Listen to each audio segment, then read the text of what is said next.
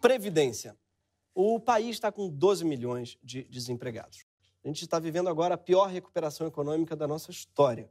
Nossa floresta está pegando fogo pesado, a milícia chegou no poder, a censura está impedindo vários eventos culturais. E, para culminar, o Rock in Rio está voltando, normal só. Com Pink e Nickelback, que é tipo uma espécie de engenheiros do Havaí deles. Sempre que o telefone do Nickelback toca, é o Rock in Rio, eles já sabem.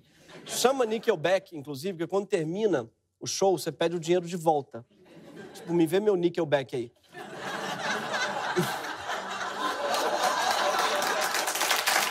Desculpa, criança. Mas, apesar do desemprego, do desmatamento e do Nickelback, existe esperança para o Brasil. Porque a Câmara dos Deputados aprovou a reforma da Previdência. Assim, que a gente sabe que é um assunto chato. Inclusive, faz tempo que a nossa diretora tenta pautar nossos roteiristas para falar sobre Previdência e toda vez a redação entra em colapso. Os jornalistas ameaçam de se demitir, os humoristas tentam se matar. Sim, é assim que o humorista tenta se matar, tá, gente? A nossa referência é o Didi Mocó. Então, ele fala... É assim que funciona. Por quê? Porque falar de Previdência é muito difícil e chato de fazer humor. Imagina só uma piada com palavra alíquota, poupança, idade mínima. Não tem gente. Alíquota. O Califa tá de olho na poupança dela, tá de olho no aumento da idade mínima dela. Olha o PIB. Aí você pensa, né? Mas tem tanta gente falando da reforma, o Ratinho mesmo fez um vídeo explicando. Não, gente, o nome disso não é explicação, é merchandising, tá? O programa do Ratinho ganhou quase 300 mil reais do governo para falar bem da Previdência. Sim, Previdência é uma espécie de nova Jequiti, entendeu? Tá substituindo a Jequiti na sustentação do SBT. É para isso que tá sendo. E não foi o único, não, tá? O Ratinho. Ana Hickman também ganhou dinheiro para fazer merchan da reforma. Não dá para julgar. Vai ver, ela tá precisando, né? Olha a sala de estar dela. Temos 3 poltronas, 2 mesas de centro, um aparador, quer dizer, 3 aparadores, porque atrás de cada um dos sofás maiores também tem um aparador de vidro, uma mesa de canto, uma mesa de jogos para 6 lugares. É grande, né? É bem grande essa sala. É tão grande que ela só tá percebendo que é grande agora. É grande, né? A gente não tinha nem vindo nessa parte da casa.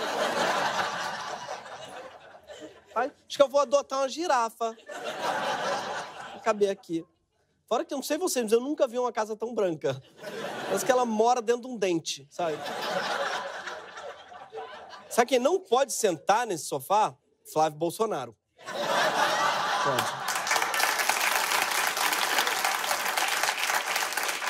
Pode nem encostar em nada. Fica paradinho em pé assim. Senta, garoto. Tem 7 sofás. Não. Tem nada de couro, não? Tem uma madeira escura, um mogno pra eu sentar? Além do Ratinho e da Ana Hickman, também pagaram pra Luciana Gimenez, pro Rodrigo Faro e pro Datena falar bem da reforma. Eu gosto que eles só escolheram bacharéis em economia. Foi assim. Durante todo o primeiro semestre de 2019, só se falava nela e de como ela era a solução para todos os males. A reação negativa da agência de classificação de risco Moody's depois da desistência do governo em aprovar a reforma da Previdência. A agência diz que a reforma é fundamental para as perspectivas de crédito do Brasil. Vai ter mais gente recebendo o benefício da Previdência e menos gente pagando. Então, é preciso, sim, uma reforma da Previdência. Eu fiz as contas, quando eu me aposentar, vai ter uma trabalhando para pagar a aposentadoria de uma que vai viver 25. O resultado dessa brincadeira é o seguinte: ou a gente faz a reforma, ou a gente não vai receber nada. O grosso da opinião pública já entende a necessidade de uma reforma da Previdência. O governo tem pesquisas sobre isso. O grosso da opinião pública... Adoro, parece bem científico, né? Assim, o grosso da opinião pública parece um cara que fala palavrão, tipo assim, porra, essa reforma é necessária pra caralho. Obrigado, esse foi o grosso da opinião pública. Mas antes de falar da reforma da Previdência, a gente precisa falar do que é Previdência. Vamos ao dicionário. Previdência, condição daquilo que prevê ou busca evitar previamente transtornos, conjectura, premonição do futuro. Previdência, portanto, tem a ver com prever o futuro e se precaver dos transtornos que ele pode ocasionar. Camisinha, por exemplo, é previdência. Evita ter um filho que pede para ir no Rock in Rio no show do Nickelback, por exemplo. Ficar velho é um transtorno. Você já não ouve tão bem, não enxerga direito, tem que comprar um paninho para colocar em cima de cada um dos objetos da sua casa. Isso é uma lei, sabia? Assim, maiores de 65 anos tem que ter um paninho para a caixinha da NET, tem que ter um crochê para o botijão de gás, tem que ter um casaquinho para o controle da TV, sabe? Uma blusinha para o controle. É uma paranoia de gripe que se estende para os objetos. O velho, ele entra num recinto, ele já sabe exatamente onde é que está passando a corrente de ar.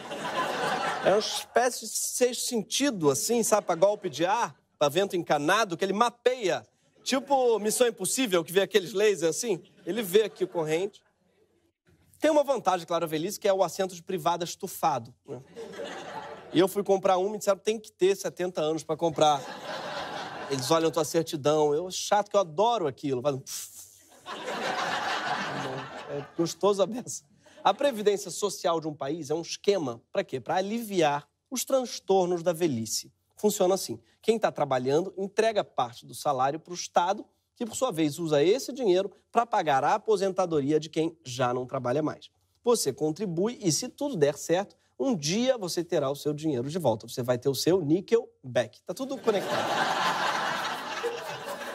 Tudo nesse texto. Gente, tem roteiristas maravilhosos nesse programa. Eles pensam tudo, entendeu? Tá tudo aqui. Ah, o que ele tá falando de Nickelback? Ah, rapaz. Tá tudo lá. A reforma da Previdência tá mudando alguns pontos desse esquema, que estava funcionando mal por algumas razões. Primeiro, porque há décadas que o número de aposentados no Brasil só faz crescer. Hoje, mais de 14% da nossa população é idosa, o que foi maravilhoso para a indústria de paninhos. Isso a gente tem que reconhecer. Existe hoje uma escassez de jovens, como você pode perceber pelo fato de que o programa Altas Horas é apresentado pelo Serginho Grosman, que está há 32 anos tentando te convencer que é jovem. Mas isso é uma ótima notícia. O brasileiro está vivendo mais. Alguns até esqueceram de morrer, tipo o Sarney. Esqueceu. Imagina a morte hoje com aquele sentimento, vendo esse programa, talvez falando: ih, rapaz, era isso. Eu sabia que tinha alguém que estava entalado ali no Aleta S, aqui Amapá é longe, me perdi no caminho ali do... O brasileiro também passou a ter menos filhos, coincidindo com o surgimento da galinha pintadinha. Tem a ver. Porque a pessoa tem que pesar, não é? Ah, que fofo bebê, a galinha pintadinha. Eita, nós. Aí surgiu o Baby Shark, aí que... É difícil mesmo, tem que pesar. O efeito colateral disso tudo é que cada vez menos gente está contribuindo para a Previdência e cada vez mais gente está se aposentando. É por causa disso tudo que o governo tenta mudar as regras e dificultar hoje a aposentadoria no Brasil. Principalmente porque o governo é constituído por uma maioria de velho branco que já se aposentou. Bolsonaro, por exemplo, pouca gente fala disso, mas ele já se aposentou faz mais de 30 anos. Sim, ele se aposentou aos 33 anos, Bolsonaro. E desde que ele se aposentou, ele acumula a aposentadoria dele de militar com o salário de vereador, depois de deputado, e agora de presidente. Ele não pode pedir a aposentadoria dele de deputado. E sabe o que tem em comum entre essas três fontes de renda dele? As três vêm do Estado. E praticamente não foram afetadas pela reforma que ele se orgulha de ter aprovado. A reforma que já foi aprovada pelo Congresso e agora segue para o Senado, não foi a primeira, nem a segunda e certamente não será a última. Desde a Constituição de 88, o Brasil já passou por 3 reformas da Previdência. Fernando Henrique, Dilma e Lula também aprovaram mudanças. O Temer também tentou, mas não conseguiu. E tem a vida toda para se arrepender, isso equivale a uns 200 anos ainda de arrependimento. Desde que assumiu o Ministério da Economia, Paulo Guedes disse que se a reforma de Bolsonaro não fosse aprovada, ele ia, aspas, pegar um avião e morar fora. Que autoestima da porra, né? Ele achou que alguém ia falar, ai, não, fica. É tipo o Felipe Melo ameaçar largar o futebol, assim. É tipo, você vai falar, tá bom, vai, boa, tá bom. Depois de meses de queda de braço, a reforma finalmente foi aprovada graças ao presidente da Câmara, Rodrigo Maia, que, aliás, ficou emocionadíssimo. Brasil, Brasil, Brasil, Brasil, Brasil, Brasil, Brasil, Brasil, Brasil, Dá pra fazer uma montagem legal desse vídeo com o Nickelback atrás. This is how you remind me of someone. Não sei a letra. Mas isso não quer dizer muita coisa, tá? O Rodrigo Maia também chorou quando foi eleito presidente da Câmara e até quando foi elogiado pelo Alexandre Frota. E quero que você saiba que eu devo a minha chegada ao PSDB a você. A você, Rodrigo Maia. Quero te agradecer de coração. Eu precisava te falar isso aqui na frente dessas pessoas. Caralho, ele é muito fofo, né? Muito emotivo. O Maia tá chorando porque o Frota diz que deve a ele a mudança do PSL pro PSDB, que não é nem o partido dele. Eu provavelmente acho que não tem nem a ver com ele, que o Frota deve a ida dele ao PSDB, mas a decadência do PSDB mesmo. Acho que, inclusive, quando o Frota foi pro PSDB, quem chorou foi o FHC, por outros motivos. Agora, a reforma está quase aprovada pelo Senado já, o que quer dizer que Paulo Guedes deve ficar pelo Brasil mesmo. Se bem que a reforma, na verdade, foi aprovada pela metade, então devia sair do país pela metade. Vai para Friburgo, talvez, que é a Suíça brasileira, né? E quer saber a nossa opinião sobre essa reforma que está sendo aprovada? A nossa opinião, no fundo mesmo, é que não vai mudar grandes coisas no futuro. Mesmo pensar na Previdência só como uma aposentadoria é muito limitado, porque Previdência, como a gente viu no começo, é muito maior. Previdência é o futuro. A Previdência é tipo a sala da Ana Hickman. E a aposentadoria é só um sofá. Tudo bem que é o sofá que o Flávio sentou, mas trocar o sofá não é uma reforma. Para ser uma reforma, tinha que trocar aquele piso de porcelanato branco, aquela lareira decorativa, tinha que trocar o marido bolsominion dela, tinha que trocar tudo. Independente do texto que foi aprovado no Congresso, a gente precisa pensar melhor sobre o nosso futuro. A gente precisa parar de falar em reforma da Previdência e fazer uma reforma da ideia de Previdência. E começar a se planejar para o que de fato nos espera no futuro, e num futuro próximo. Provavelmente mais próximo do que a sua aposentadoria. A primeira coisa que a gente já sabe sobre o nosso futuro é que ele vai ser diferente do presente. Parece óbvio, né? Mas para o governo não é, porque o Brasil decidiu que no futuro a gente vai ser obrigado a fazer exatamente aquilo que a gente faz hoje. Sim, em agosto de 2016, o Temer aprovou a PEC 241, que obriga o Brasil a manter as despesas do governo em áreas como saúde, educação e infraestrutura nos mesmos níveis de 2016 pelos próximos 20 anos. Uma medida que o Temer comemorou muito. Na proposta de emenda constitucional, fixadora do teto de gastos públicos, que significa cortar na própria carne, porque, convenhamos, qual é o governante que não quer gastar o máximo possível? Porque gastar o máximo possível pode gerar popularidade. Ele tem um português só dele, né, que fala o máximo. Quem fala máximo? Mas é claro que ele diz que é igual cortar a carne. A Previdência. Claro que ele gosta disso, especialmente se for do pescoço e com os próprios dentes. Mas hoje o teto de gastos hoje é o que nos impede justamente de investir no nosso futuro, em educação, em pesquisa, em infraestrutura. É ele também que gera os transtornos no presente. O Brasil tem hoje mais de 4.600 obras públicas paradas, que, se fossem retomadas, criariam imediatamente entre 500 mil e 1 milhão de novos empregos. Mas, por causa da PEC 241, tem muito pouco que o governo possa fazer para retomar essas obras. O Bolsonaro está de mãos atadas. E eu sei que você está pensando, que bom! Ai, ufa! Você respira melhor até, né? Ai, tem como matar os pés também? Mas, mais ou menos, porque isso aí tá atrapalhando ele e ele já sinalizou que ele pode rever o teto de gastos. Ele já falou que é uma questão de matemática. Ele falou que nos preocupa a todos porque ele não entende muito de matemática, não.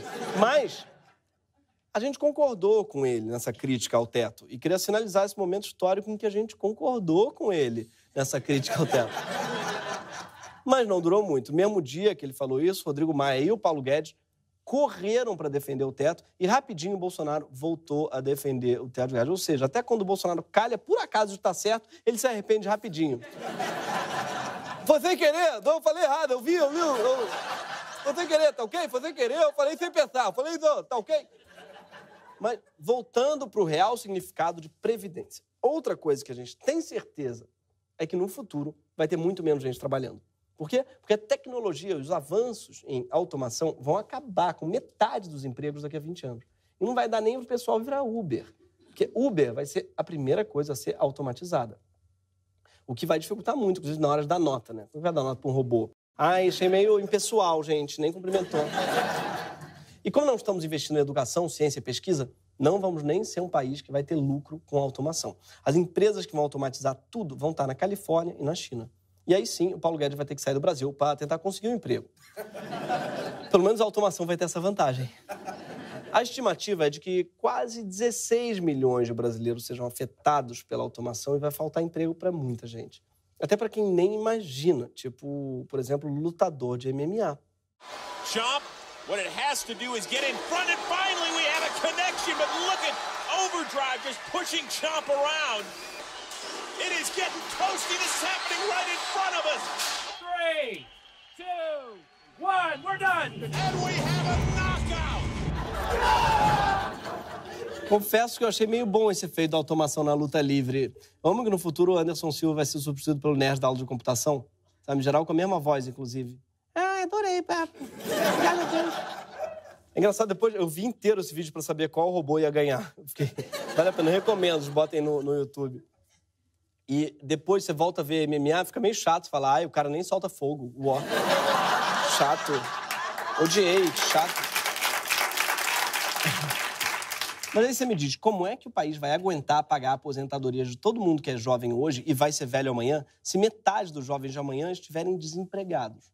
A reforma do Paulo Guedes aumentou a idade para as pessoas se aposentarem, mas milhões de jovens já vão estar aposentados involuntariamente. Por quê? Porque os empregos vão desaparecer. E a gente vai ter que dar um jeito de garantir renda. Não para idosos que não podem mais trabalhar, mas para jovens que não conseguem. E essa é a conta que não fecha. E o que a gente está fazendo para se precaver desse problema hoje? Aliás, tem alguma coisa que pode ser feita? Tem. Tem um plano sério e de longo prazo de renda básica universal, que eu não consigo falar sem o sotaque dele, do Suplicy. Renda básica universal, porque é o Suplicy, sim, que está defendendo isso aí há muito tempo. Quando ele não está cantando Bob Dylan nem Racionais, ele está defendendo a renda básica universal. Sim, olha ele aqui falando emocionado, quando o Obama, por exemplo, até o Obama já falou dessa ideia dele. Que coisa linda! Nossa Senhora! Esse é o primeiro discurso que o Barack Obama resolveu fazer desde que deixou a presidência e foi fazer um discurso de mais de 1 hora lá, na África do Sul, no dia de Nelson Mandela falar, e ele vai lá e defende perante uma multidão no estádio lotado da África do Sul, e defende a renda básica de cidadania, a renda universal. Que coisa linda! Linda você, cara! Sério, eu amo esse vídeo. Eu boto... o Suplicy é meu ASMR, sabe? ASMR que boto pra dormir, ele falando renda básica universal. Renda básica. Se o capitalismo está gerando cada vez mais concentração de renda e criando tecnologias que vão eliminar profissões inteiras, não adianta falar que a gente tem que gerar empregos. A gente vai ter que gerar renda. Até porque sem renda, quem é que vai comprar todas as porcarias que os robôs vão fabricar? Renda mínima vai ser tão necessário no mundo todo, vamos ter que clonar o Suplicy e automatizá-lo. Para implementar pelo mundo todo, tem que criar um Suplicity. Suplicity, onde fica a farmácia mais próxima? The answer, my friend, is blowing in the wind. The answer... É uma Siri para a qual todas as respostas estão ao vento. Mas não são todos os empregos que estão em risco na era da automação. Não, são principalmente os empregos técnicos. Sim, uma bela maneira de se precaver de um futuro cheio de robôs seria investindo em humanas. Sim, e não sou eu que estou dizendo, são publicações especializadas em tecnologia como a gigante Fast Company. Isso porque é muito difícil você automatizar a empatia, a criatividade, a capacidade de exercitar julgamento ético em situações complexas. A miçanga dá para automatizar. Mas fora isso, humanas é tudo que um robô não faz, sabe? Ou seja, pergunte, está na dúvida se é um robô ou uma pessoa, pergunte se gostou de Bacurau. É isso. Prove que ele é intenso. É isso. É isso que faz diferença, entendeu? Mas a verdade é que o Brasil não está preocupado com previdência nenhuma. E a maior prova disso não é o teto de gastos, nem a displicência com a automação, mas que a gente está destruindo nossa maior garantia de futuro. Inclusive do futuro da economia, que é a floresta amazônica. Economistas já provaram que preservar a Amazônia é muito mais lucrativo do que desmatá-la. Muitas riquezas da floresta podem ser extraídas e comercializadas sem que, para isso, seja necessário desmatar e botar fogo em tudo. Ao contrário, tá? Elas dependem da floresta de pé e essas riquezas valem muito dinheiro. Mel, óleo de pequi, copaíba, borracha, castanha. O açaí, por exemplo, tradicional na região norte, tem um rendimento por hectare muito maior do que a soja. Pensar em futuro é investir em açaí. A Coca-Cola sabe disso, por exemplo. Até lançou uma bebida nova de açaí com banana. E até o Djavan sabe disso. Afinal, açaí guardiã. Zoom de besouro, um imã. E muita gente diz que as letras dele não fazem sentido, mas o próprio Djavan explica pra gente. Não há nenhuma pessoa que viva no norte do Brasil que não entenda que o açaí é a fruta que faz com que a subsistência daquelas pessoas esteja garantida, né? Porque é uma fruta abundante, barata e muito nutritiva e com ela se faz tudo. Por isso, açaí guardiã. Todo nortista entende esse verso. Óbvio, ele tem toda a razão, é uma questão regional. Todo mundo que mora em São Gonçalo, por exemplo, sabe que hoje à tarde a ponte de Garrafão eu fiquei a pé. Gente, claro. Pessoa de Porto Alegre sabe que deu pra ti, baixo astral, bicho. Deu pra ti. É uma coisa que a pessoa que é do lugar conhece. Isso são os produtos, tá? Que a gente já conhece, o açaí, o mel e tal. A Amazônia também está cheia de substâncias cujo uso alimentar, farmacêutico ou cosmético, a ciência ainda pode ajudar a revelar e explorar de maneira sustentável. A floresta é uma espécie de caixa de tesouros que ainda podem ser explorados quando a gente mais precisar no futuro. Sim, a Amazônia, sim, é a nossa maior previdência. Mas tem outra razão pela qual é importante manter a Amazônia de pé. Ela é essencial para a manutenção do equilíbrio ambiental do Brasil e do mundo todo. Porque mesmo que a conta fechasse, a conta da aposentadoria, por exemplo, mesmo que acabasse com o teto de gastos, mesmo que a gente investisse em cursos de humanas, garantisse renda básica para todo mundo, investisse pesado em açaí, não adiantaria nada sem um mundo para a gente viver. Nossa maior preocupação previdenciária precisa ser com a continuidade da civilização mesmo. Porque se a gente não fizer uma reforma nessa previdência, nos próximos 10 anos, o que vai quebrar é o clima do mundo inteiro. E não existe outro planeta para o Paulo Guedes ameaçar e ir embora. Infelizmente. Esse foi o Greg News, pessoal. Muito obrigado.